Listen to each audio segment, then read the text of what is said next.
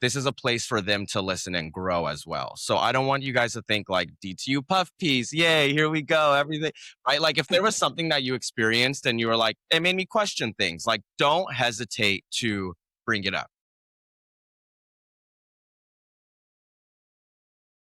What is going on, everybody, and welcome back to the No Counts Given podcast, your premier place for all things dance. I'm your host, Kyle Rush, and thank you for joining me today on this Thursday. Today's episode is a fun one. It is our DTU Nationals Coaches Corner, where I asked 4 coaches that went to Dance Team Union Nationals to hop on a call with me, and I want to talk all things Dance Team Union.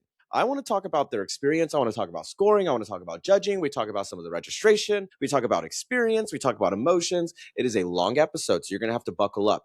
I want to preface this by saying, though, I asked them to be completely honest. I said, this is not a DTU puff piece. This is a honest conversation where if they're listening to it and when they listen to it, because they're going to listen to it, what could help them grow? What could make the event better? What could make the event more productive for teams? What could make the event just overall a prestigious event? I mean, it's already a prestigious event, but what could add to the prestige? Before we get into the Coaches Corner, and I give a special shout out to our sponsors. Listen, if you are 18 and up and you are looking for a summer job and you have dance experience and you could lead, you could teach, you could jump, you could turn, you could pop, you could lock, whatever you could contribute, and you think you are a good fit, DTU is hiring for their summer staff, DTU crew. Be a part of the team. All right, we got to give a thank you to our sponsors, Dance Team Union, Sharpen Up, Dance Team Training, Rebel Athletics, and Dance Team Supply. If you are a coach or a dancer already thinking about next season, this is where it starts. Dance Team Union summer camps are officially back for 2026, and these camps are designed specifically for dance teams who want to level up before the season even begins. At a DTU Unity camp, your team gets the full experience. We're talking game day routines, showcase choreography, combo classes, team bonding sessions, and dynamics training that help your dancers grow both individually and as a team. But what makes DTU camps different is the flexibility. Every team is different, and DTU actually builds the camp experience to match your team's strengths, goals, and style. Plus, campers can compete for the DTU Pro Award, giving dancers the chance to earn invitations to professional dance intensives and take their training even further. And of course, you get the energy of the DTU camp crew, the fan showcases, and the kind of environment that bring teams together from all over the country. If you're ready to build skills, build confidence, and start your season strong, head to danceteamunion.com to find dates, location, and registration. Dance Team Union Summer Camps. Be bold, be authentic, be you. Rebel Athletics dance costumes are designed for performance and crafted for confidence. From your warm-up to your final pose, every move feels better in Rebel level quality. These costumes are built to move with your dancers, with premium fabrics and show-stopping embellishments that let your team shine no matter what the stage looks like. And with endless customization options, you can work with Rebel's team of real fashion designers to create a look that's completely your own. Whether it's a smart value style starting under $200 or a one-of-a-kind supernova crystal design that outshines the competition, finish off your look with the only dance puff Poms in North America, in stock in 10 vibrant colors. Also available with hands-free straps. The Rebel Puff Poms give your dancers a winning combo that's perfect for show-stopping routines. Rebel Athletics takes you from head to toe with everything your team needs. Costumes, warm-ups, practice wear, palms, accessories, and more. All customized with your team's colors and logo. Each dancer's items arrive individually packaged and labeled, so there's no sorting to do, making distribution fast, easy, and stress-free. Why fit in when you were born to rebel against the ordinary? Visit rebelathleticdance.com to explore our dance lookbooks and get started on your best season yet. Rebel Athletic, built for champions, designed for you. But I want to go one by one and just have you guys introduce yourself. So I'm just going to go down the list. So, Nia, let's start with you, Miss Ascension Queen. Just give me like your background, like competitions you've been to, your experience, program you're with, you know, maybe a highlight from nationals. Just go ahead and chat away. Okay, so my name is Nia Pierce. I'm from Lafayette, Louisiana. I'm the head coach at Ascension Episcopal School. And we have 2 teams, a middle school team and a high school team. My goal is to get middle school at DTU Nationals one day. We're going to start with some small competitions this year, which is exciting. A little bit about me. I've been dancing since I was 2 at a local studio. I did the performing arts path in high school and middle school. In Lafayette, we have that Magnet Academy situation, competed in high school. I went to college at the University of Louisiana Lafayette. Go Cajuns. I was the captain there. Was on UDA staff for 4 years. Now I kind of choreograph for a lot of teams in our state, a little bit out of our state, but mainly focusing on studio to my kiddos and choreography around here in our area. I'd say nationals. My team did so good at focusing on themselves this year. But just seeing how like every little thing they were ready to come back and how can we do this better from from prelims to finals. They were just so hungry. So my favorite memory from this nationals is just seeing their hunger transform. I feel like my kids became brand new kids in 4 days. It was kind of wild. We were at Disney and they were talking about next year's nationals. And I'm like, well, let's just enjoy Disney. So that's probably my favorite memory is just seeing that click in all their brains happen that weekend. So yeah. Yeah. I have a follow-up question for you. And I'll probably do this for everyone. Now, Ascension, you guys, or I'm thinking Palm directly in my head, but your team is Okay. pretty small, right? You had 6 girls on Yes. your team. Yes. When you guys were preparing for nationals, even I remember last year, it was a pretty small team as well, too. I could be wrong. Were you guys ever fearful that that small amount would impact like your score at all? Like, you know how it is. You're a team of 6 going against a team of 9 or 10. It's like, oh, it's a little scary. Did you guys feel that at Yeah. all? Well, I get that question a lot. So first I'll say our school is tiny. The high school probably has 200 kids. And then you have to take half, maybe 250. You have to take half that are girls and boys, and then you have to go that are dancers, and then on the competitive level. So I think a lot of people think that I'm just really mean and I'm cutting down that small.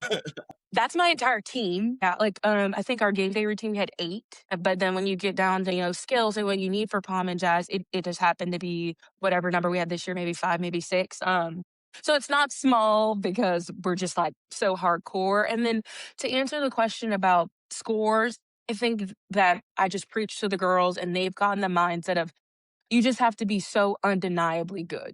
Like that they can't take it away from you. I will say that's why we go to DTU nationals is because I feel like they do reward tiny teams for doing their job with the score sheet for the number they have on the floor. I'll be honest, we always get docked in visual effect. I think we always will.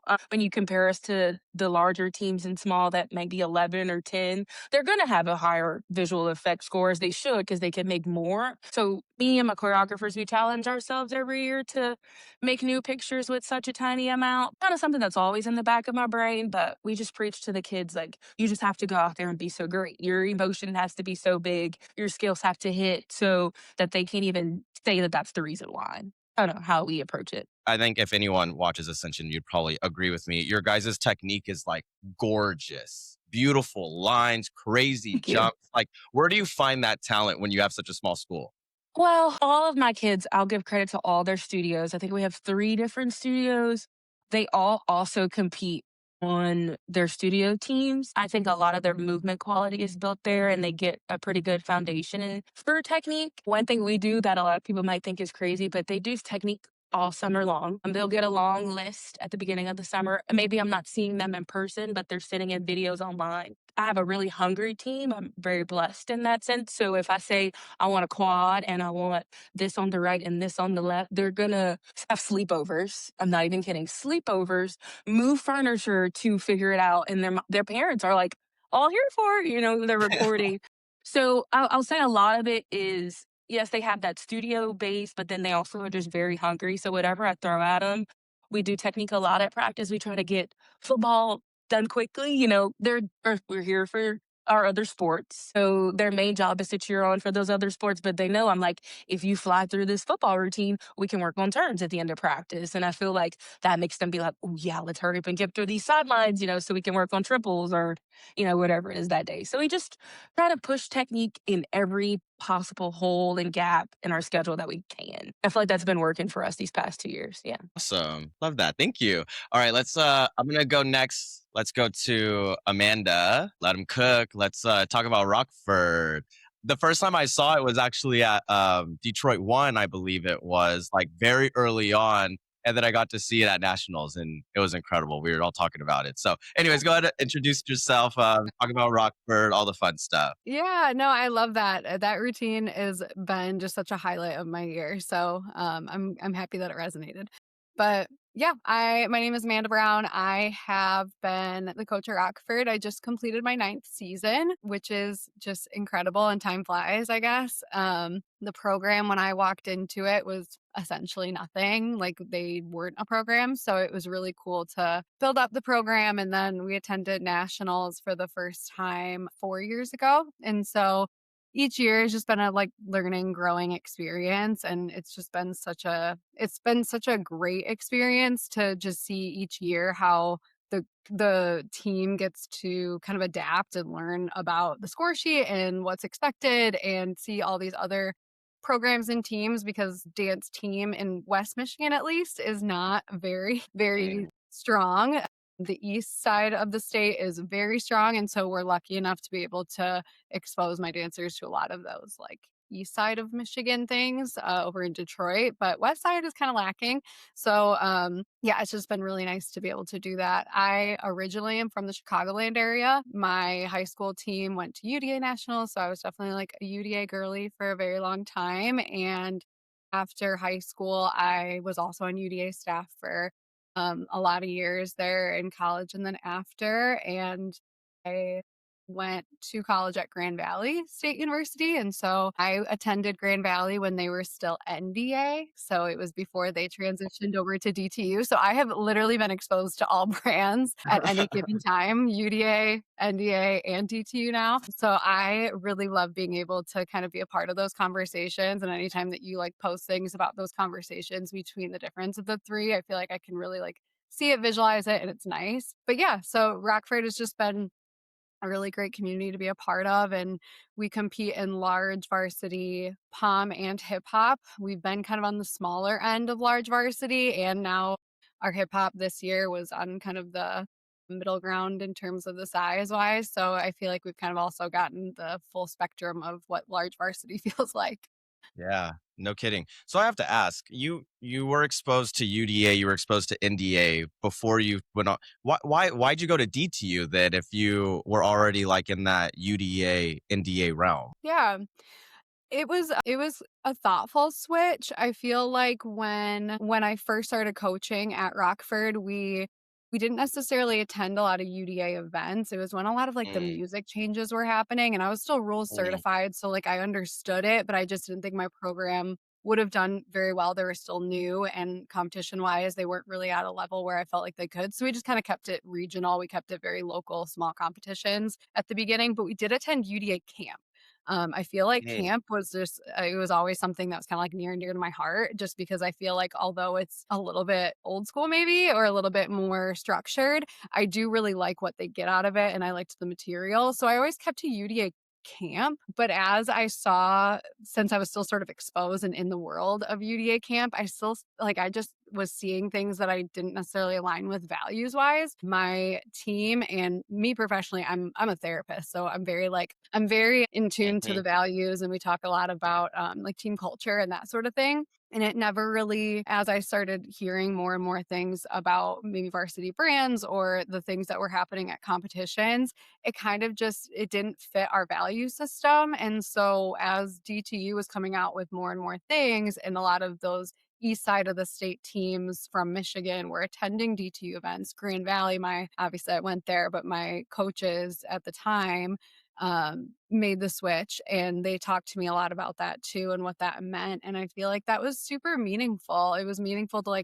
have experience and people around me that were talking about things that really resonated with me as a coach, but also us as a program. I think that the values really were the thing that kind of sealed the deal for me. And then once we were there, just the atmosphere kind of buys you in, and it makes my Yeah. girls left feeling so empowered and seen and heard and just I think celebrated. So I think that was really important. Amazing. Thank you. I appreciate that. Okay, let's go to Sarah. I'll have you go ahead and introduce yourself. We're on the West Coast here, so we're chilling with 5 p.m. right now.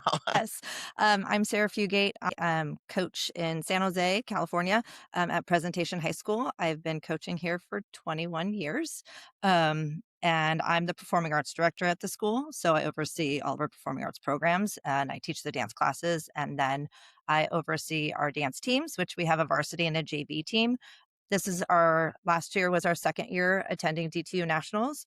We've only been taking our varsity team. Our JV team, we take to a different nationals. At the school, we're an all-girls Catholic school, so we are also a very small school. So what we get is what we get, and then we train them and build them from there.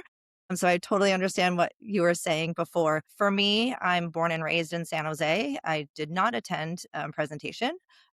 Growing up, I was a song leader because at my high school, we didn't have a dance team. So that's kind of where I got my experience from Poms. And then I went to San Jose State and I was a dance major there. I did the theme park around here and performed throughout the summers through college. And then I lived in San Diego for a while and did theme parks down there, dancing professionally, and then got injured and needed to find a place to kind of settle myself. So I came back home. The job was opened up here. I was planning to be here for about a year. 20 years later, I'm still here. And just really just enjoying, and I'm super grateful to be here at the school. We also attend Contest of Champions Nationals, and we've done that. The coach prior to me, that's where she went. So I just continued that. And then we've also attended USA Nationals because on California side, we do not usually have a lot of NDA or UDA. So Northern California attends a lot of the USA or WCE now. So for me, attending DTU, I started off judging for DTU. I also used to judge for USA. And so we don't have any DTU regionals in our area, but I was judging and I was noticing I really enjoyed the score sheets. I really enjoyed kind of what they were presenting to the teams and the coaches. And so I wanted my dancers to be able to have that experience. So we went in totally blind 2 years ago, not knowing what we were to expect. And then I just remember leaving, knowing that we needed to return. Just something changed in all of us. Even as coaches, we said we went as one team and we left as something totally different. Wow. So just really appreciated just what we learned about ourselves with the experience. I keep telling DTU they need to do a regionals in Northern California. They Yes. need to do it. It's like there's not enough up there, but there's so many teams up there, and they keep trying California. I'm like, you guys are going the wrong place. You need to tell me. I'll tell you where to go. Yeah, I've been trying to find a school that can host it. We're a small school, so our gym, we have a gym. We don't have a second facility to then have as a practice space or a warm-up space. So we've hosted a competition here before, so I'm going to try working that angle to try to get something up here. I'm friends with a lot of the other coaches, and I keep saying like great things about DTU and trying to get them to look at it. So they're so used to USA and WCE. Yeah. Oh, yeah. So they're a little hesitant to go, but I'm hopeful that we'll be able to get something up here. WCE and USA has our California teams in a chokehold. They cannot Yes. let go. All right. Thank you, Sara. I appreciate it. All right. Last but not least, from Owasso. Go ahead. Yes, I'm Zoie Hudson. I'm from Oklahoma, and I'm the head varsity pom coach at Owasso High School. We have a junior high team. It used to just be an 8th grade team until about 2 years ago. This is my 3rd year coaching at Owasso, so I'm kind of newer to the school, but I grew up in Oklahoma, always knew about Owasso. I did not go to Owasso, but Owasso's always been in the pom world. So yes, we have a junior high team this year. It's the 2nd year, and it's mixed with 7th and 8th graders.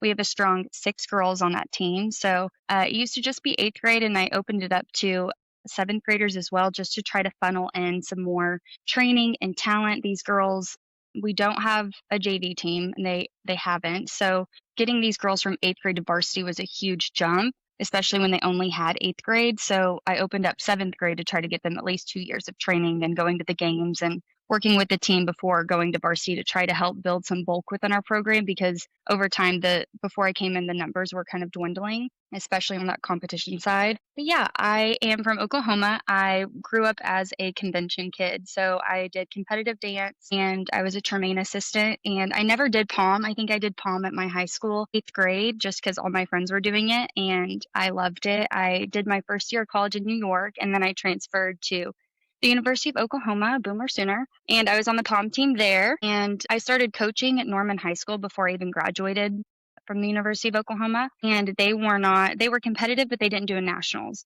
So I got the call from Owasso when I wanted to move back closer to my hometown in Tulsa. It's about 20 minutes away from Owasso. And they were like, have you ever thought about moving back closer to home? And I was like, yes. This is where I grew up.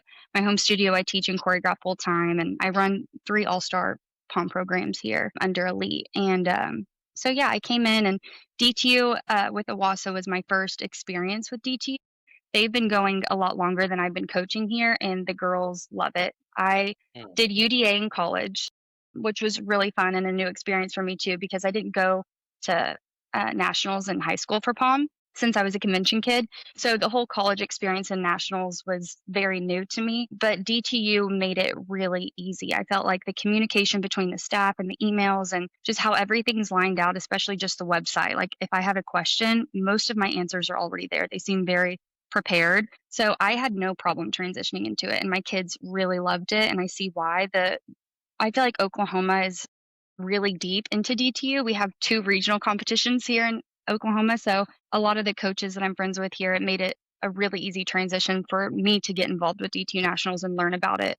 And I see why people like it. I'm a choreographer, and I started doing that in high school. It's just something that I love. So seeing how DTU really projects uniqueness and really loves to not hold back with too many rules and certain things like I feel like other competitions do, and they really promote uniqueness and creativity and these kids trying something different and putting, their pride aside and just really reaching for the stars. I have my kids try different things all the time. I'm like, try to hold your leg up like this, or let's try to act like this today. And for kids to commit to that, especially at the high school level where I feel like they're more conscious, it's hard for them to break out of that shell. And having a competition that really promotes that and loves that, like I love going to the competition, seeing people dress up as clowns and crawling on the ground and, being all up in your face. Like I feel like nowadays it's cool to not try. And I feel like DTU really promotes that it is so cool to try. You have to try, you have to put yourself out there.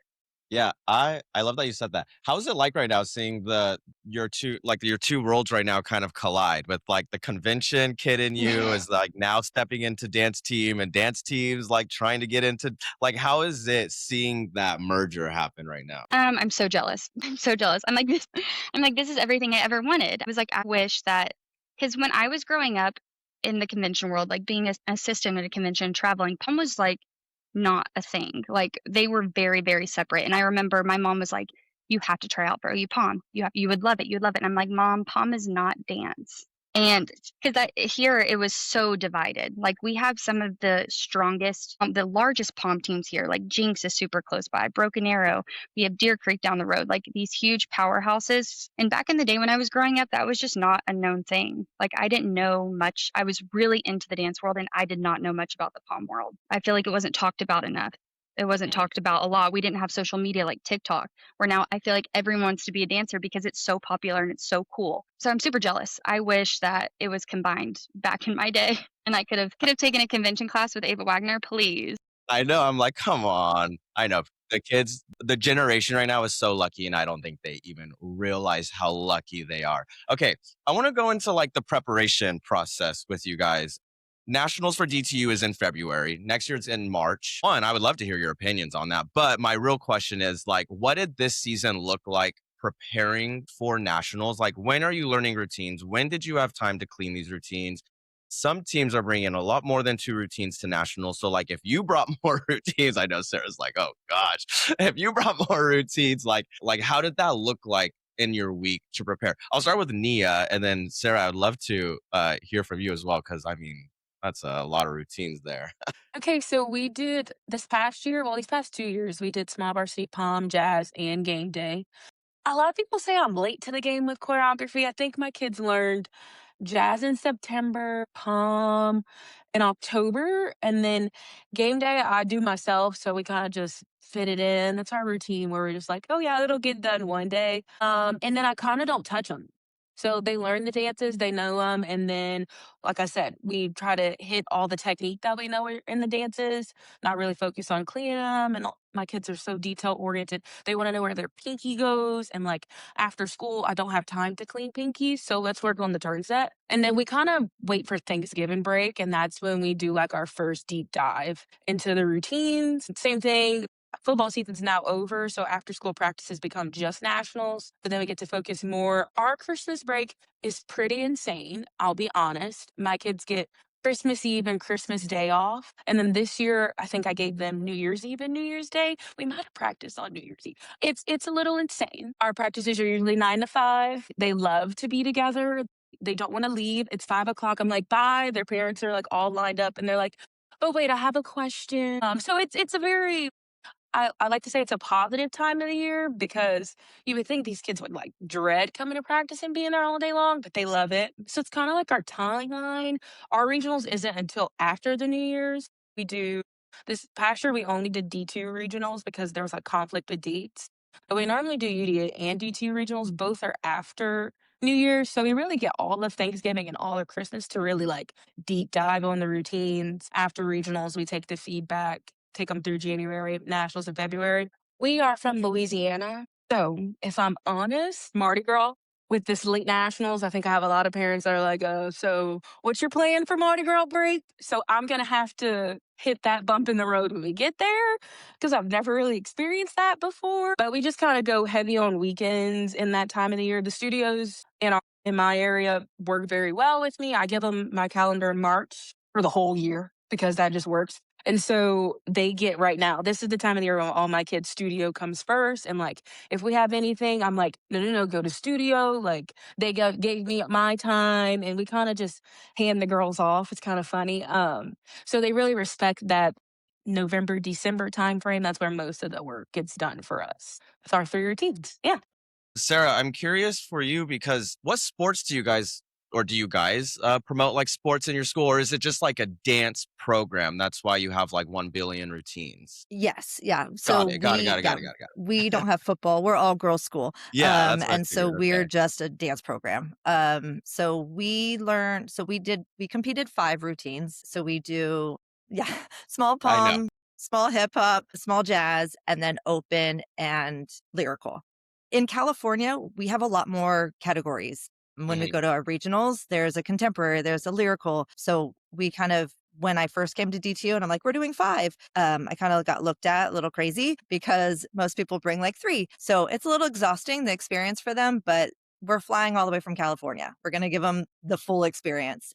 So we start learning our dances in kind of June and July. Our last dance this year we learned in October. But then once we learn them, we kind of put them aside because we do have rallies at school. We do different events for school, community events. So we are doing other things besides just training. But we're a class as well. So we are able to, I have a Pilates teacher that coaches with us. So the girls get Pilates every week. And then we focus on just technique.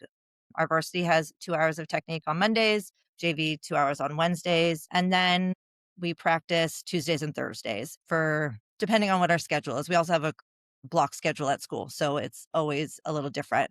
But once we start diving into our routines, we kind of showcase our routines in December. So we're pushing to have everything like performance ready by December 1st because our show is usually that first weekend of December. So they're doing their competition routines as well as routines they learned at camp. So just a little bit of everything. So they have a performance then. Then we kind of are the opposite. I give them finals and Christmas break off because we do like kind of Sundays. We do 4 Sundays where we dance from 9 to 2 prior to our show. And then once our show's done, I give them finals week, Christmas, and then we usually come back like January 5th, January 6th, and have like 2 long days, and then they start back at school. Our first regional around here is mid-January. So we don't really have the competitions at the end of like in November, December. So for us this year, the date was really early. I was scrambling to find enough regionals for them to compete at to have that experience before going to nationals. So we flew down to Southern California, which we normally don't do. And then we had 2 regionals here. So they were able to do 3. Then we had nationals. So for us, the March date actually works nicer for us Nice. because then we'll be able to have kind of breaks. And then for us, that February break, they're here because after DTU, we went to Contest of Champions. And so that February break, I give them 2 days off and then we work Wednesday through Friday all day pretty much to prepare for our competition. Yeah. Did you guys even fly back to California after nationals? Like last year, it was really close. Yeah. But this year we had like 2.5 weeks Okay. to be home. Yeah. Yeah. So we had time to kind of be home. We had a weekend off. Then we had a February break. We had a regional, local, and then we went back to Florida. That's amazing. Props to Yeah. your team because that, especially from California, like coast to coast, that is tough. And to do that, like it speaks to the work ethic, and obviously you're pouring into it. So major props. I'm dreading thank you. flying back February and then going back in April. And they're like, no, we get 2.5 weeks, and I'm over here complaining. I need to shut up. All right. Let's go, Amanda. I want to switch it up a little bit. I want to talk about like the emotions of nationals. Like, how is your team feeling like going into prelims, and then how are they leaving like after finals? How are the emotions surrounding your team? Yeah. I mean, emotionally, like I said, we really try hard throughout the season. Team culture is super important to me. So like I said, I'm a therapist, but specifically a sport therapist. So I work with tons of athletes and coaches. And so team culture has always been kind of at the forefront of our program. So going into nationals or even regionals, I mean, you guys are talking about your first regionals being in like January, and I'm like, huh, I know. that's so nice because, like, I'm over here, like, Detroit one is, like, first week in November usually, so, like, we are, like, kick-started right away, and it usually causes a lot of angst and stress going into that first competition so early. It ends up being always just such a blessing in disguise because you go in and you're not quite ready, but it really does weed out a lot of things that you need to adjust anyway, so For I don't sure. I don't it's like a bittersweet kind of moment in November. But I think to handle a lot of that stress and emotion going into a performance, we focus a lot on paying attention to the process. So those little moments in between, we talk about the performance floor. The performance floor is 2 minutes. And so when you're thinking about our sport in particular, it is very focused on this like end result because you have 2 minutes on a Mhm. performance floor. That is what you're practicing and preparing for. And so we really try to challenge ourselves to pay attention to the things outside of the 2 minutes. So those things along the way that's going to get you prepared, or even if you have a really great run on the practice floor or a really great practice moving into it. So the Marley floor spacing is always like a really nice highlight for us because it's just a moment for us to celebrate. And so even if you didn't have the best run on the performance floor, of course, like that's what every dancer dreams of is having like your best run ever Yeah. on that prelims performance floor. And even if that doesn't happen, really not leaving that experience to say that's the only thing that you remember. So we really try to focus and be present in all of those little moments outside of the 2 minutes that people pay attention to. So I think that in general, that mindset really puts my team at least a little bit more at ease before you go on to a big performance because we've already celebrated so many moments before that. And we've already paid attention to so many moments before that. So it really allows them to stay in tune to those successes and build up confidence before you end up going onto this big performance floor. So that's something that really is helpful for us. And then even just being able to celebrate, like, I know some teams are like straight through to finals, no worries. Like this year was our first year going straight through to finals. And like there's this video and they are just elated. Like I've never seen such emotion. And again, it's really celebrating like those are wins that you guys deserve and that you guys work for. And here's now like feel that feeling of success. And I say success kind of in quotes because we redefine success all the time. So success meaning just moving through to finals, like that's something that other people now agree or are able to see that hard work and also reward us for that in their own way. So I think that that's kind of where we focus on. I could hear the sports therapist in you, and your kids are also lucky to have you, especially in a young generation. Like having that resource around is incredible. So props to you. Dance Team Supply is a proud sponsor of the No Counts Given podcast. We exist to make training clearer, cleaner, and way more intentional for dancers and coaches. From technique tools to team essentials, we've got what you need to train smarter and show up stronger. Oh, and yes, we are the home of the viral Sharpen Up movement bands. From practice to performance, we've got it. Visit us online at danceteamsupply.com. Zoe, let's go ahead. I want to do the same for you. Like, what are the emotions like for your team, like going through the prelims to finals around at nationals? I feel like the emotions going into it, I've only been with this team for 3 years. And one of the reasons I got hired and the athletic director called me was because they have they have such a huge opportunity to make a really strong program, but they hadn't necessarily figured it out. Our cheer team is like, if you've heard of the cheer world, Owasso cheer is a big deal. And they wanted to try to start mimicking that into our Pom, because I felt Pom at Owasso kind of got pushed to the side a lot. And there was a culture that needed to be shifted. And so I feel like these past 3 years going to nationals with them, it has been completely different. Just because the expectations have changed, the culture within our programs changed. I felt like the first year was kind of just a year to figure out where I was at with the team. And so going to nationals, I started to kind of pick up on the fact that it was, I don't want to say that it felt like they were entitled to attend, but I think it was just one of those things that there wasn't necessarily any pressure of growth or pressure to really grow throughout the year and then showcase something at the end. It was just something that they went and did, and then they got to go to Disney. And I'm not saying that for everyone on the team, but that's just how the overall culture was when I first got hired. And so trying to shift that culture the second year, I felt like we saw kind of a divide within the program of the kids that really wanted to pursue, the growth and wanted to grow as a dancer, wanted to be a part of the team. And then the kids that really felt that they just wanted to be on sidelines, and this was something that they had to do. So I feel like the second year, me coming in, starting to set some expectations, starting to be like, okay, we're not entitled to this experience. This is something that, other teams would love to do. We have the means, your parents are supportive, kind of growing that mindset. You saw a little bit of a divide. So I feel like my second year at nationals with them, it was half of them were really happy and half of them didn't really care that much. And half of them wanted to go to Disney and half of them were sad if we didn't get what we wanted. So I felt like that really set us up for this third year where, the expectations right at the beginning of tryouts were, this is what we do. This is what you signed up to do. You're either in it or you're not. And I feel like we had this whole culture shift this year that honestly was amazing. And I feel like everyone on my team feels it as well. They had the drive all year. And I think a part of it was they've been doing this for a long time, but they hadn't necessarily gotten any recognition at these competitions. Not in a bad way, but just, I think, us being in this industry as long as we can, you can tell when a team goes out there and they're unified and everyone wants it the same and they have the same grit and the same means. And they didn't have that in the past few years. So I feel like this year was everyone was on the same page. Everyone knew what they signed up for. So going into it, our emotions were completely different than the last 2 years. And I feel like they were happy to be there. They were honored with every single opportunity that they were given. Every time we had to do, semis or prelims to finals, they were just grateful to be able to perform again.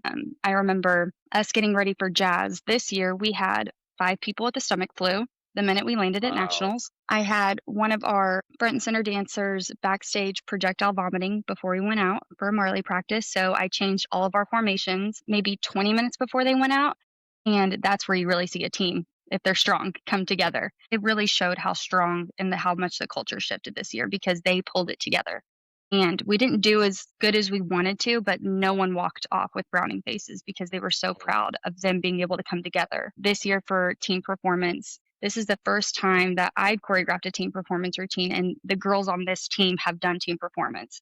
I think they did it maybe 4 or 5 years ago, way back when, but no one on this team had done team performance before. And so that one was really new, and we were really successful with it at these regional competitions. So we went into it really excited just to show the growth of the program, excited that these girls, tried something new and were committing to a bit that was just fun. So, and we were pretty successful. I think the first time us doing this team performance with, this team in the past 4 years, we ended up in third place. We went into finals in first and then ended up in third.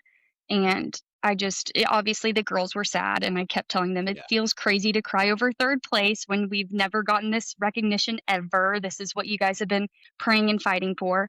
And I just kept telling them how much of an honor it is to be sad over this, an honor it is to feel this way, that you were put in this position and given the opportunity to be able to be sad over third place. Like, that's amazing. And I think too, it just showed the commitment level and that the culture really is shifting, because I think a few years ago, half the team wouldn't have even cared. Emotions were high with the stomach flu and all the different changes, but I think this year really unified my program. I think everyone going into these next few years knows exactly what they're signing up for, and they know that it has to be a team first before you walk out there to compete. I always tell them, it's not Susie that's getting first place. It's not Sara that's getting third. We are all walking out there, 14 or 17 of us, and we all place together. That was fun. The stomach flu was a lot. The stomach flu was a lot. I don't wish that on my worst enemy. That is, especially at nationals. I'm like, you couldn't wait a week. We could wait a week.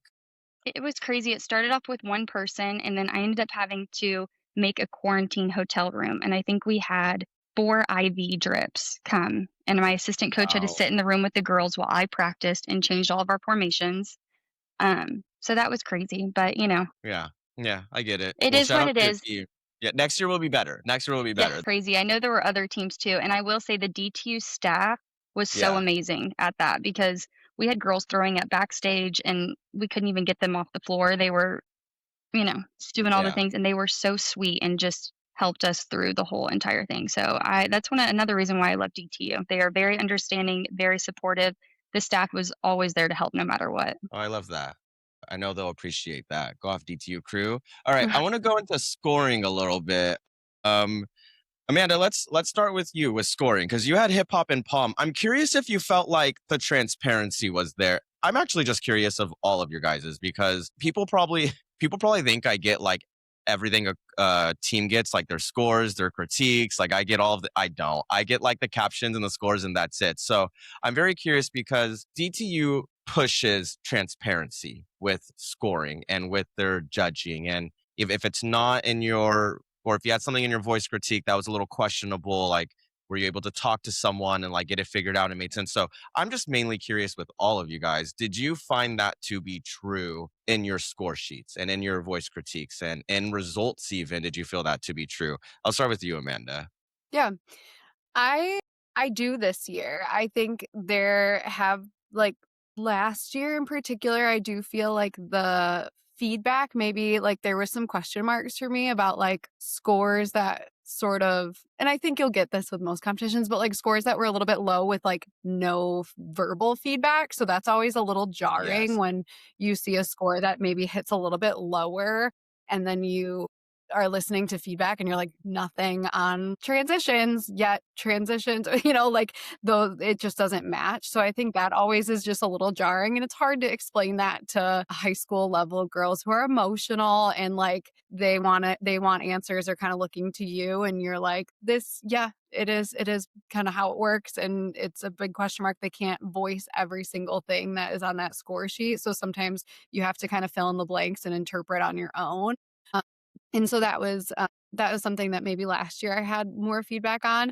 This year, I think they did a lot better job. I think there was maybe 1 or 2 like verbal, especially in like semis, I noticed a lot less verbal feedback. And so that was difficult because from prelims, I feel like we got a lot of feedback in prelims, and then we got to semis for hip hop, and there wasn't much. And I was like we're hoping to go to finals, right? Like we're hoping to get to that final spot. And Right. I felt Yeah. like that added a little bit of pressure after we got that feedback. But in general, I feel like maybe the only score sheet, the score sheet feedback that I have too is from regionals, especially when you're looking at in Michigan. And I would particularly say the hip hop category in Michigan. It's just not a big hip hop state. And so I think sometimes that like false sense of confidence, maybe like we're really good in our state, and then we go to nationals and we don't always get we get a lot of feedback maybe from judges, which is great. But I'm like, where was that feedback at regionals when we had a little bit more control of like choreography or like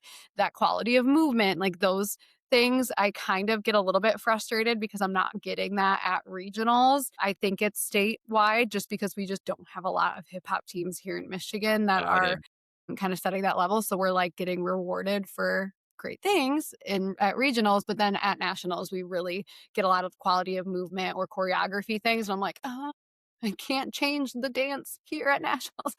So I think that gets a little frustrating. Yeah, that's very true, actually, because these regionals are designed to prepare you for nationals. So if you're not getting, in my opinion, if you're feeling like your nationals critiques are more constructive than your regionals critiques, we got an issue there. Those regional critiques should probably be down to the T. If I'm playing devil's advocate, it's Detroit won the first competition of the season for DTU, but no excuse, DTU. Get your stuff together. Let's go over to Sara. You had 5 routines. Did you feel like your critiques, I feel like maybe I'm mistaken. I think we had a conversation running through nationals about score. Yes, we did. Yeah. So yeah, go ahead. I'll let you go. Yeah, I kind of agree. For us, we don't have a regionals around here, so we did the rankings.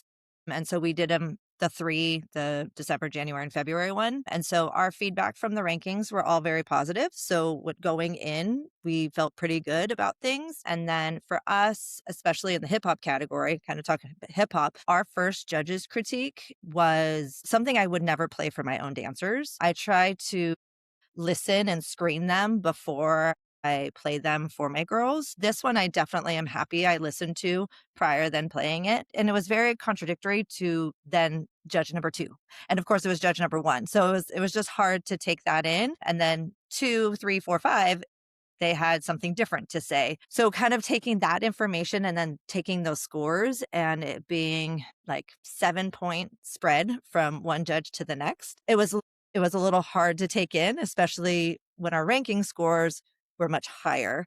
And I understand, like when you're at nationals, you kind of score a little different because you want to give teams room to grow. And like from my judging experiences, like sometimes I judge a little bit lower because I want to see them take that feedback and grow. So I definitely listen, I screen them, play what I feel is going to be beneficial for my dancers. And then when we went to semis, then our scores like jumped. We didn't change anything because again, we didn't use the musicality enough. We didn't use specific beats and there was so much more we could have done, but we're not changing our entire dance, especially when we have 5 dances. We might be seeing them again during finals. So let's try to apply these things. So the scoring and the feedback was a little hard for us with that one. For Pom, we went in, we made it straight to finals with our grouping, and scoring wise, we were in 3rd. And I understand with the different sections, it's all different when we go in there. But then we ended up in 10th with Pom. So that was, and our scores dropped on, and like in the specific captions, that didn't always make sense to me because we would be in like 3rd from that judge, but the next judge, we were like 17th on the same exact thing. So sometimes I question those things, but in the end, I just tell our dancers, we're going to stay true to ourselves and we're going to be proud of what we're putting out on the floor, because when it comes down to it, it's about personal growth and what you've learned through the process. Of course, if we place great, like that's nice, but it's more about the experience and the process than just a specific trophy. For jazz, I felt that was pretty good. Like our scores were pretty much the same from like rankings to prelims, semis, and then to finals. We definitely grew because we took that feedback. And so with the jazz, we felt growth with that. So the comment that you said you got that you didn't want to read back to your team, is this a comment that you felt necessary to like bring up to DTU or like talk to them about it? Or did you just like shove it to the side and like, okay, we don't At that moment, I did. Yeah. At that moment I did. Our choreographer was with us. So he did go ask. We love Troy. He went to go ask like about it. And their response was, all of our judges go through training. This is their own, we trust that they're judging correctly. I know since we went from DTU and then I went straight to more competitions afterwards, I haven't been able to have a conversation, but I know like Sara Heptig was reaching out. And so I am planning on having a phone conversation with her and with Dave just to talk through it. Yeah. I hope everything gets worked out. Fine. All right, Nia, let's go over to Ascension. I would love to hear your scoring and, your overall thoughts. I saw a lot of head shaking, so I'm like, oh, this is a hot topic. I like this. Well, me and Sara are in the same Pom category. So when she was saying about you're in DTU does a good job of being transparent. I'll give them that. That spreadsheet you get is a lot of information to take in. You know what rank each judge has you in. Like there's so much info, but you can also see a lot. And so for me, I think that our Pom category was like picking out of a hat. Like it was just random. Like a judge will have me in 1st, a judge will have me in 10th. So I think my biggest feedback for like our Pom situation was the discrepancies on the panel. And then when I think Amanda said something about like not having any feedback in your video, I feel like that was our hard place in Pom because we were blessed to go straight through. So we didn't do semis for Pom or jazz. So that's all the feedback you get. Yeah. And the great thing is that we have I have a good relationship with my choreographers. Both are friends. So they're willing to sit on FaceTime with me on Saturday and like go through the routine, because most of the feedback I got was, hey, point your toes a little harder, pull up on releve, hit the smoother, hit the hard, like harder. And I'm like, Yeah. great, but I'm in third. So like, where do you want us to go from there? So I think that was kind of my take. In pom and jazz, game day's a little different because you only get to do it once. So it's kind of just like you go out there and you just have fun. I think we're all still learning what game day is at DTU. So to me, sure. those discrepancies do make sense because I think everyone's trying to figure it out. We won game day last year. This year we got third. So, and the girls were happy. Like I said earlier, we kind of don't spend that much time on that routine. So it was like, woohoo, like that's awesome. But for game day specifically, I mean, like I had a judge had me like 17th. I'm like, I did a similar formula for last year and it won. So there's a lot of like question marks there. The other thing I have for Pom, one, like I said, visual effect, we always just get scored pretty low there. I think a lot of times judges give compliments on the videos, but then you look at your score and to that judge, and you're like, you complimented me on that, and that's my lowest box. It's like, dang, okay. And I know it's hard. You're putting numbers in, you're talking. It's a lot, and I understand that their job is hard, and I definitely do believe they go through all the trainings they go through. I don't know, so just being a little bit more mindful there, I guess. Like, don't say, oh, your musicality is so great, and then I'm like the lowest score, and I'm like 15th in the category for you about that. Then I guess our last thing is just for Pom, the themes. Pom to me is pride of your school. You wear your school crest on your chest. And like, hey, it's different for everybody. I'm not an all-star Pom coach. I don't know anything about the all-star world. I'm not going to try to do a theme and do it wrong. And everyone that's in all-star world is like, what is Ascension doing this year? You get a mix of songs. This year we decided to do Michael Jackson because I've noticed a pattern and the themes are doing well. My school's not going to let my kids go out in a costume for our theme. So we have to, have the A on our chest. They have to wear it with pride. They have to go out there and represent their school. So for us, it's about like athleticism, your motions, the skills, pointing their toes, all the things, hitting the motions hard. So I think that's my struggle with the Pom category and scoring right now, because I wish they would just tell us this is what we want. Themes, or we want you to do your school pride with a mix of songs and give me a gimmick. And that's the beautiful part about dance, right? You can do whatever you want. Jazz is sassy jazz, lyrical, contempt. And so I get that that's the same thing on the Pom side. But I think when you have the top 10 teams and it's so back and forth between theme, traditional, it's almost confusing. Yes, I agree. Number one, tell your kids, like, hey, this is what we're going to do, and for them to back it, so that's kind of the headspace I'm at right now, talking to my choreographer, trying to figure out what we're going to do for next year, because we don't want to lose who we are while trying to win. It's not about that. I agree with Sara said. Everything's not about the win. So yeah, that's kind of my thoughts on like the scoring. Yes, I agree. And one thing that I feel was a very hot topic before regionals season even kicked off, I did my podcast with the Pom judges, and one thing that was really pushed in there was the themes. Like, we're tired of the themes. And I agree. I've been shaking my head and scratching my head of like, I see a lot of themed routines getting rewarded, not just at nationals, at regionals as well too. But what I've been thinking in my head, because this is the first year that I've went a full season without coaching, seeing it in a different lens. And what I'm noticing about the teams that do Pom or do themes and the teams that don't do themes is the same exact thing. They're not utilizing their music at all. Like, we're using themes, but it's only in the music and the costume. Like, I'm not seeing it in the transitions and the creativity and the movement. But then on top of that, musicality is a lot more than just dings, beats, all of that fun stuff too, right? I could say, let them cook for something. And that alone is musicality in the words. So I've been noticing that as well too. And I'm waiting for a team to come out and like really not do a theme, no theme, but utilize the music, the lyrics as if it was a theme. And I'm waiting to see how a team scores in that sense. All right, Zoie, I want to kick it over to you with Owasso. How do you feel about your scores, your placements, your advancements throughout nationals? So my team felt pretty good about it. I think honestly, last year we were we did really good. We broke a lot of records for our program last year. So for Spirit Showdown, I think last year we were either in small or medium, and we got bumped up. I think the number shifted or something, but we got bumped up to large Spirit Showdown, and we ended up being, I think, one of the smallest teams. So we got second last year for game day, and we ended up in 13th this year.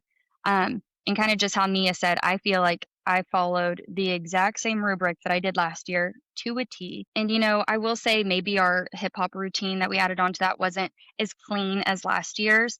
But I do feel like it was more because last year was our first year to really do a hip hop routine in our Spirit Showdown, and it did really well. So I do feel like I pushed my kids more this year to try to make it more elaborate, have more actual hip hop moves in it, showcasing footwork, showcasing levels and changes. And I feel like our feedback didn't really line up with that from a team that got second last year to 13th this year. Aside from maybe some cleanliness issues, I don't feel like any of our critiques really explained that as much. But so we also did medium varsity jazz, and we made it to finals last year. We didn't this year, but that was also where we had the most changes and formations due to sickness. I think the girls were just happy that they went out there and performed to the best of their abilities and, applied those changes so quickly. My team, really wasn't that jarred by anything. I mean, everyone was upset that we didn't make it to finals like we did last year, but given the circumstances, they all finished that section really proud of themselves. Our team performance this year, I think we put a lot of weight on it because we were so successful for like the first time ever in program history in a certain category that we hadn't even done before. So when we started this routine, we had absolutely no idea if it was going to be great or if we were going to suck. And it ended up doing so good. So I think they came into nationals with a lot of confidence. We ended up going into finals in first place, which was crazy. I mean, even for me as a coach, I knew that they were great and they looked great, but that was not really a number that was ever in our path in our heads. We were just grateful to be there and grateful to show what we know. I feel like we were in third by like a good chunk. It wasn't as close as some of these other categories.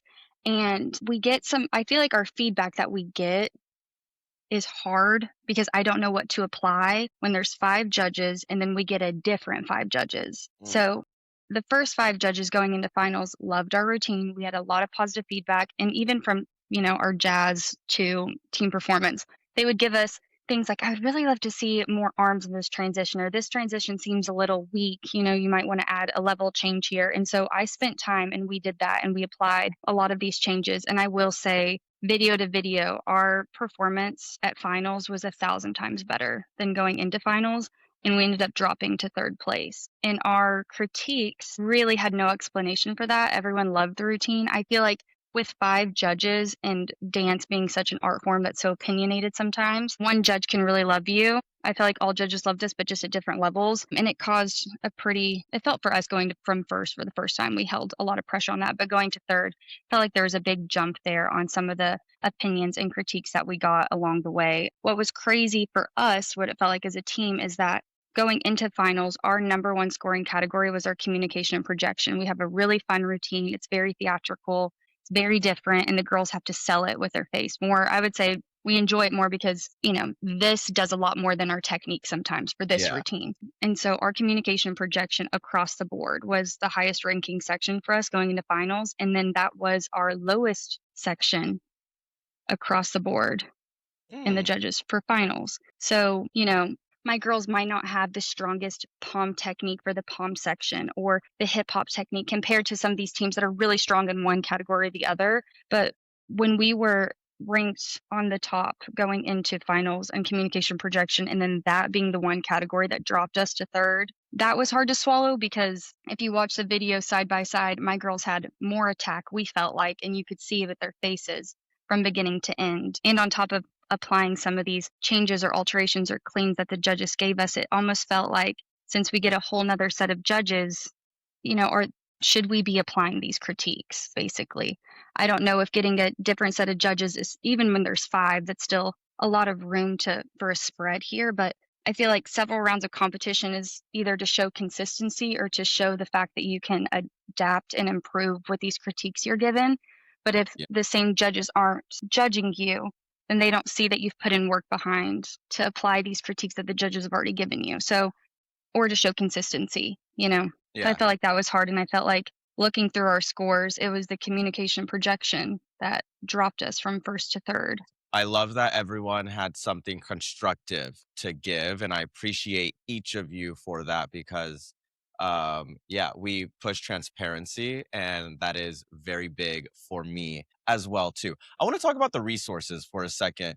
Do you guys feel like there's enough resources for or coming from Dance Team Union that kind of allows you to understand how the scoring works? I know their score sheets kind of give you detail, and they have webinars available. Do you feel like there could be more resources? If so, like what do you think could be a little bit more helpful? Or do you feel like, it's pretty sufficient out there what we get? I feel like they give so much. Like I love being able to look at the score sheets, and especially even just with your podcast lately, like you breaking it down, like when you would go through regionals and talk about the differences between the teams and what you liked and didn't like, just DTU having you as another form of way to give information. And like we watched your videos when you would go through DTU Tulsa and talk about what you liked about these teams and the differences between the scores. My team watched that, so we knew really the breakdown and what, because most of the time you don't get to watch the other teams you're going against because you're getting ready for the next routine. So I think them having you as well to go through and comb through these routines is just way extra than any other competition that I know. But I also feel like too, we had a little discrepancy with the Spirit Showdown, like the wording. It was kind of dumb, but when you read Spirit Showdown, it made it sound like you had to do your fight song before the dance. Like it said, pick one of these and then pick one of these. So our hip hop dance was very hard to do. And so we had to train our girls to do it after performing their fight song versus doing it first. And then I got there and I'm watching the teams and they're starting off with their, performance routines that are way harder. And I was like, I feel like, we would have had their performance routine first, but I was trying to follow the rules and read through. And me and my assistant coach, we looked through all of it. So I ended up going to they said that we could send in and let them know to change that wording because it does look like it, but it's not true and it's not the rule. So I feel like even with little bitty things like that, the fact that I got to walk immediately and talk to someone and they said, okay, email this person. We want to hear, we want to know that. What a great point. They were so positive about it. I think that's great. I was kind of going to unmute because I was going to agree. I feel like just more conversation and like the conversation around score sheets, I don't even think happened. Like I remember working for UDA or even like getting scores as an athlete myself, and like there was no explanation. It was just like, this is the place you got, and that's why. And you had to kind of interpret it on your own. I think more conversation like this podcast, but also even DTU offering like those conversations to happen so openly, I think is really nice. And it allows like, I'm growing my program. I have a middle school program, and then we just started like an all-star program for like littles. And so getting more people exposed to this kind of score sheet and understanding what it means, I think it just builds language around the things that you're talking about. And I just think that's really important. So I think things like this, it's a really nice way for like my new dancers. I'm just like, okay, here's the dance team world. Like go listen to Kyle Rush for a couple hours. Like he'll teach you about dance team terminology and things. Like I don't have to do it. Like you did it for me. Thank you. And I think that that's really helpful for them to like, we're all speaking the same language then. And so I think things like this are it's a very good resource. I want to talk about the event structure for a second, because if you were at last year's nationals, the layout was very different from this year's nationals. How do you guys feel about the different layouts and just the event structure in general? Was it easy to find, hard to find? I mean, I feel like everyone's already been there, so it's probably, you've probably been there before. But I'll start with Sara. What do you think about the event structure just overall? I thought this year was so much easier than last year. For sure.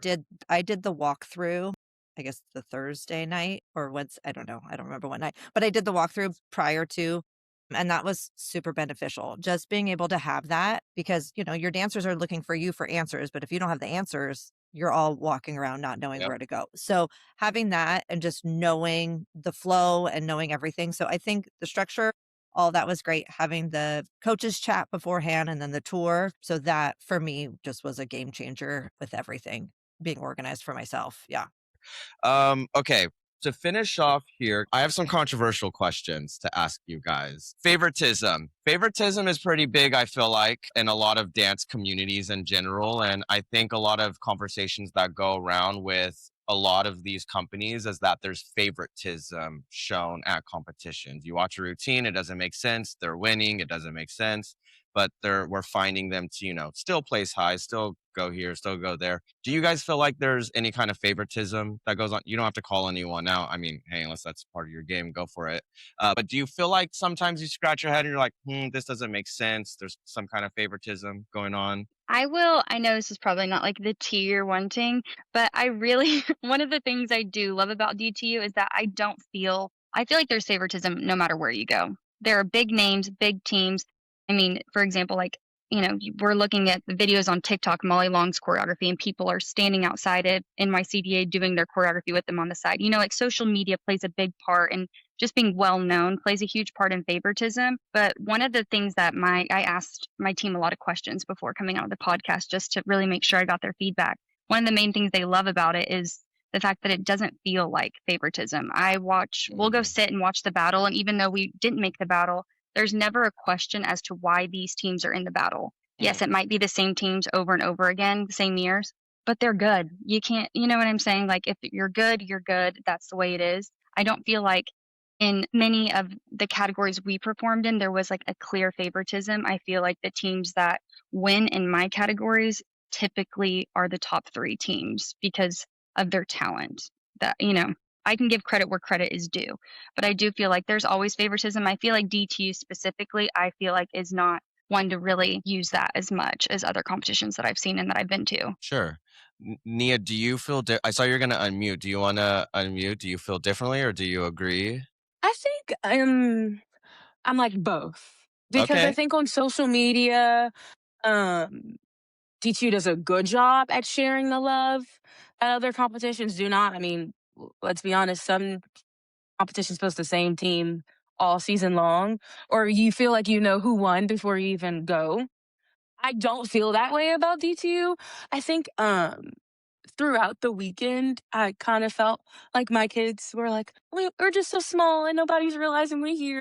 And I'm like, Mm-hmm. guys, it's not about that. And then so after we came off the floor with Jazz, they actually interviewed our senior and they're like, okay, all is well now. So we kind of had a little moment, but that's just girls and that's how they are. Yeah. I think D2 is constantly trying to be mindful of that. And then just as far as like categories, I kind of agree with Zoe said. It's like, I feel like things do kind of fall where they can. Sometimes teams that win are just highlighted more. It may be coincidence. It may not be. I'm not trying to call anybody out, but I don't know. It's like I'm 50-50 because I think there is a natural favoritism to teams who've been at the competition. Ascension's been there since 2020, maybe, Mm-hmm. or maybe I think it's 2020. So I feel like the teams who've been there for a longer time or who have multiple titles naturally have some favoritism. I don't think that we have to go so far as like we're only posting them. So I'm like Yeah. on both sides because I do think that our team does get highlighted a lot. And I think that's kind of the grandfather system. We've been there for so long. But I also did see this year, like, wasn't like cameras just following Ascension everywhere, cameras following, the top schools everywhere. So I appreciate both sides of it. Yeah. Cool. I Will like that. say too, just to back Yeah. you up, because you made great points, Nia. I will say, thinking of the competition layout and who's placing, but when you think about social media, I will say I feel like Owasso has broken so many records, and we were placing in the top 3 these past 2 years in different categories that we've never done before, and yet I do feel like we were still not one of the teams featured or posted when teams that scored below us or that and so I feel like when we would place in the top 3, I feel like the kids would look through social media like they always do, and they want to repost and they want to see their face. And they saw teams that necessarily, it was a big deal for us to place in the top 3, and they were really excited about it. And then to see that not being recognized when other teams that were not in the top 3 were being recognized, that was hard. And I think they were like, did we do something wrong? Are we not in the right time, or the right place at the right time? Are we not hanging backstage enough? Are we not by the doors? Do we need to be stretching in the middle of everywhere for people to walk by and see us? I feel like that was a problem in a sense. Yeah. I think those are all beautiful points. Thank you, guys. I was going to say for us, like this is just our second year, but last year the girls were recognized a lot, but we don't know we don't know who the top teams are because this is new to us. But with the social media and even just like the recap, we were in it. And for this year, the girls, they're like, we did better this year than we did last year. And they're like, we weren't even in anything. Like, so Yeah. kind of the same thing that Zoie was saying, where I felt like, and this is just me being me, like last year, since it was our first year, it was like a warm welcome. Warm And welcome. then, Yep. okay, they have us now. So you're good. Like, yeah, thanks for Yeah, coming. Yeah. but that is a very good point. I mean, I had a big speech about that, about Weber going to UDA and that coverage. So, I mean, that is a very good point. I think that is something to pay close attention to as well too. Amanda, did you want to add something to this? I think it felt like you're going to unmute for a second. Yeah, I was just gonna like offer my therapeutic advice. I mean, when you're talking about values, like we align very well with DTU's values. I do think that they tried their best to at least be aware of favoritism as a thing. I think other brands just don't like, they're like, never. We are not. Like we don't play favorites at all. And it's like, that's not helpful. Dance is a subjective sport. So like it's there, bias is there. And I think DTU does a good job of at least like making it like a known thing. And they're not afraid maybe to say something about it, which is helpful. So like that is really great. I do think that they do a good job of highlighting teams that maybe don't get highlighted for other reasons, right? Like a battle team is getting highlighted in the battle. But I think that D2 does a good job of making sure other teams are getting interviewed, coaches are getting talked to. Like I just think that they like really spread the love. And then my therapeutic advice was to say like, we also do a really good job of trying to stay focused on like, who are we inviting to our arena, right? Like as a team, like you have your own arena of people's opinions that you want and care about. And so we really try to like feed into that of like our arena is our community, our parents, the people that are there like supporting us at home, watching from the live stream, the people that showed up for us at nationals. Like those are the people that we want the favoritism from. And so we really try to like keep that in mind moving forward too. So like even if you're not shown on a video, it's like that's okay. Like you're in someone's living room at home who you really care about. And that's like a way more important person to have favoritism. So Yeah. that's just like advice. Yeah. Thank you. I appreciate that. All right. Last one that I have is I just want to touch on divisions for a second. One thing that I've really been starting to find the difference between DTU and others is that others will have the division splits like small, medium, large before you even start your season. Versus DTU does it leading up to competition to make sure that every division is equal and there's equal amount of competition, right? Would it be more helpful for you guys to know before you start, or do you guys don't care and you guys like the system that they use right now?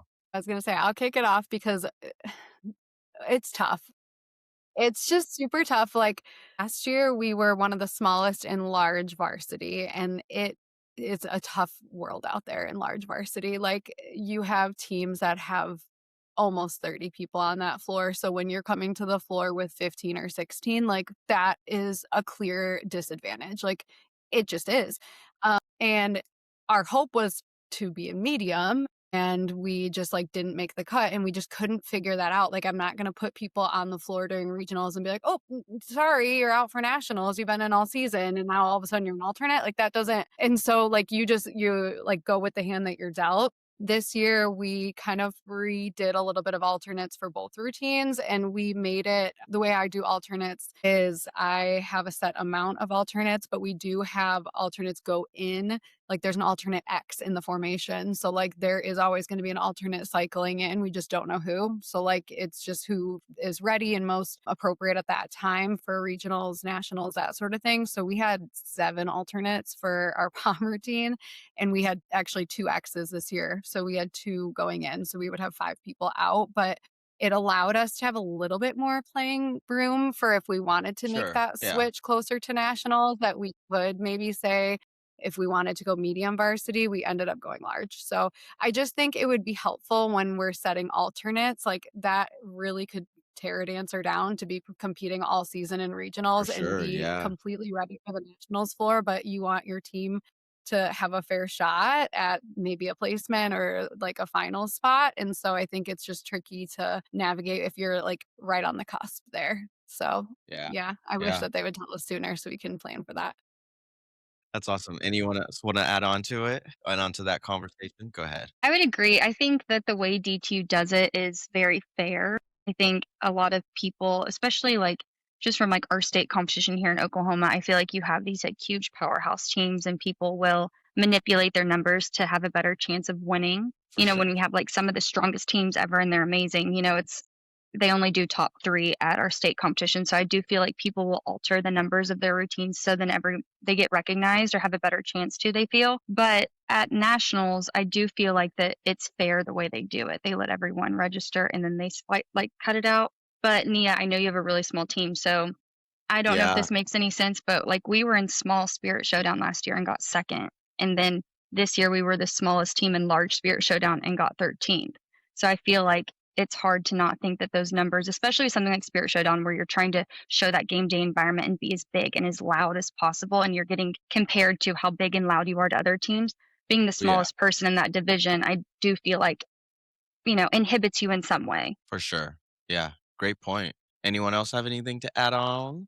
I'll jump on. I'll make it fast. Go ahead. I think for me, Tiny Teams Unite, it's a hard topic because I get it and it makes sense. But I think in some ways the girls are like, oh, it just sucks. Because, DTU lets a team be small jazz, but large hip hop. Most competitions don't do that. It's like you have 25 kids on the mat for hip hop, and then you can cut down to 7 for small jazz. We don't have that luxury. In that part, I'm like against it. However, in the terms of at nationals, every category is evenly split. So it's not like 10 teams in small, 50 teams in large. I love that part of it. My sponsor, Carly, is a spreadsheet queen. So we have a spreadsheet from every year we've been there. And it's like, this team was there, not in 2020. They were in small, large, whatever. So when we first get the division splits, she'll put everybody in there. And it's kind of funny because y'all are like, I don't want to cut kids to make, my category switch. I would love to know if people actually do, because there were people that weren't originally in small that ended up in small. Not pointing fingers and saying like they did this, but it's just, I would love to know once it comes out, do people cut? Do people add alternates in? Because, the list constantly gets updated and I'm like, Carly, that wasn't there last week. And she's like, I know, they're new. I guess that's kind of just like, I think once you're registered, you should kind of have to stick with where you are. I would like that addition. So it's not like you can manipulate it, because I like how it is. You're not trying to win a category by being the biggest in, but if whatever you enter in is what you would stay, or like obviously if there's injury or something, that could be a clause in the rules. But I think if there's anything that I could add or suggest, I'd like to see that, just so it's not like, let's bump down to small because this team's in medium, just my thought. Does anyone have anything nationals related that we did not talk about, but you're like, this has to be said, we need to leave it at this, I need to get this out? Because I had a whole book of topics that I wanted to go through, and I think I hit on like 2 topics. I did wonder if the change of Marley practice this year, I feel like from all of us being in the same room, which is, I know how they do at college, like that's how it was when we would compete at UDA. But the year before, we had like our own private room for Marley practice. And I feel like that made a huge difference, just having that like quiet building of space. Because in these hotels, you don't really get that, compared to like practicing next to 8 people. And I'm trying to get the kids to focus on themselves and hear our music. Hearing the music was hard. We had like an orchestra piece, and it started off literally by like claps and snaps of the music, and we couldn't hear it. So I know that was kind of stressful for my team. Yeah, I agree with you on that. And there, I know you guys saw it, the other convention that was going on with the people singing, like that was crazy. But that is what took a lot of that space. But I agree, because when I went to the Marley mat practices and I was walking around, I couldn't hear any music going on, or there was like too much music going on sometimes. So I agree with you that those private rooms do help. Nia, were you going to add on something? Yes, it's about practice floor. One problem with the layout, and this literally just might be me because I'm so picky. We're so big on like being locked in before we go to practice mat, and you're so focused when you walk. And my one critique for the way it was laid out this year is they could see their parent. So if you like right where you go for the check-in before warm-up floor is how everyone, spectators, they walked. I'm like, people that weren't there have no idea what I'm doing with my hands. But like everyone could just walk right there. So it's like, dad, people getting concessions. It's just like, the real world is out. And then so the kids have to walk through that, refocus on practice mat because they just saw their dad with a bucket of popcorn. I don't know. So I'm just so big on like focusing. And they did a really good job at handling it because I think I kind of prepared them for that. You never know what's your path you're going to have to walk. Is it dark? Is it light? Is the music Yeah. playing? But for safety reasons, I guess that's my one biggest feedback is just like, it was kind of like free for all before Yeah. you went to your check-in. And that's usually more of a secluded area. Yeah. I was going to talk about like the registration process. Yeah, for For sure. me, it is like buying Taylor Swift tickets, but like did the pre-registration thing and then logged in right on time. And by the time I got to the rooms, Wednesday night was sold out at the Hyatt. So I just was stressful. So then we ended up having to go down to the Hilton, which was a little bit over our budget, what I had originally budgeted. It worked out fine, but I don't know if and I think I registered like right when you could turn in the registration. So I'm like, for that like pre-registration. So I'm like, I tried to do everything and then I still wasn't able to get necessarily what we were hoping for. And kind of the advice was, well, you can stay somewhere else on Wednesday night and then check into the Hyatt on Thursday. But we were doing Prodigy first in the first session. So I'm like, I'm not making my dancers. So we were kind of just had to go to the Hilton. So I don't know if there's a better way of starting that registration process. Yeah, I had something similar. I have a very obviously large team. There's 22 dancers, 3 Mhm. coaches. So like hotel rooms were always sort of a struggle, like either getting us in the same block, the same floor, and like safety wise, like of course I want all my people close. So like For sure. that was hard. This year I had the same problem as you. Like I logged on, I did pre-registration, I did all of the right things, and then they're like, sorry, there's no rooms for you on Thursday. We can do like half your girls. I'm like, that's not helpful. And so we actually ended up staying off site. And so we stayed off site. We got like a big Airbnb, which was actually really cool. So like it ended up being the coolest thing that we could have, and we'll probably do that next year, to be honest, and in future years. So we just got a giant Airbnb that slept like 38 people. It was a giant mansion and it was amazing. And we actually practiced in the living room one night because it was so big. Like practice space was ours and it ended up working out. But I agree, like that was really frustrating in the moment because I was like, well, my plan was to do this. And then I had to like pivot and make all new reservations and all new plans and get passenger vans and all of the things. And so that was just like an added coach's duty, I guess. The exact same thing happened to us. We had to budget for people movers to get the girls around. We ended up doing an Airbnb the first night, and then the DTU block was booked up for both hotels, the Rosin and the Hyatt, and we ended up having to get our hotels through a parent that paid for all of them because they wouldn't allow dance teams to do it because our block was filled up. So we ended up having a parent say that we were there on a business trip, not a part of the dance portion, to then end up getting rooms. But we still had to get an Airbnb that first night. But they closed off the dance block, and then we just said we weren't with the dance program. Yeah. Hopefully this moving to March fixes a lot of those issues because, yeah, that could be a pain. Registration should be the easiest thing you have to do with nationals, in my opinion. I want to thank each of you for hanging on and talking about dance and dance team union and nationals and really sharing like some really important feedback that I feel like could help the event grow as well too. And I appreciate you guys just coming on and speaking freely and not being afraid to speak freely. All right, you guys, thank you for tuning in to today's episode. I hope you guys enjoyed this. I hope you guys found it useful, resourceful. And if you're looking into Dance Team Union Nationals, I hope that this gives you a little bit of an idea of what the environment is really like. And I can't wait to see you guys next week. On Tuesday, we have another blind item segment. We are breaking down some fun stuff, and I'm not going to tease it. You're going to have to come and see some controversy following the dance world. You're going to have to come by Tuesday. Watch. All right. Bye, everyone. Don't forget to like, comment, and subscribe. And I will see you on Tuesday for another episode of the best podcast ever, the No Counts Given podcast. Bye, everyone.